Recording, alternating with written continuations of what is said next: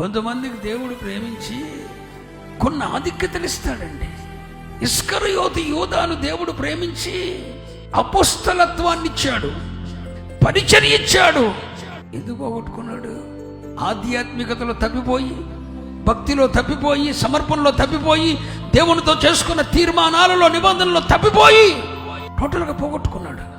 నేను ఒక మాట చెప్తున్నాను, పరిచర్యను పోగొట్టుకుంటాం అనేది చాలా చాలా డేంజరస్. పొందుకున్న పరిచర్యను కానీ, పొందుకున్న అపోస్తలత్వాన్ని కానీ, పొందుకున్న సేవను కానీ పోగొట్టుకుంటే నువ్వు పట్టుకుంటే మేలు.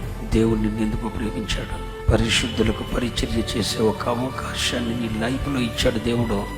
యోగ్యురాలు అని కాదో, యోగ్యుడు అని కాదో, ఆ దీవెన ఆశీర్వాదము నీ మీదకు రావాలని, నీ సంతతి తరతరాలు అనుభవించాలని పరిశుద్ధులకు పరిచర్య చేసే అవకాశాన్ని, సన్నిధిలో పరిచర్య చేసే అవకాశాన్ని దేవుడు నీకు ఇచ్చాడు.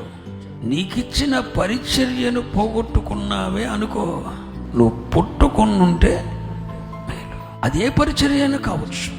దేవుడు నీకు అప్పగించిన పరిచర్య మందిర పరిచర్య కావచ్చు, సేవా పరిచర్య కావచ్చు, సువార్త పరిచర్య కావచ్చు, పేదల కొరకు చేసే పరిచర్య కావచ్చు, అనాథల కొరకైన పరిచర్య కావచ్చు, పరిశుద్ధుల కొరకు చేసే పరిచర్య కావచ్చు. పోగొట్టుకోవద్దు. ఒక్కసారి పరిశుద్ధుల పాదాల దగ్గర చేసే పరిచర్య పోగొట్టుకుంటే వాడు ఇస్కరియోతు యోధా.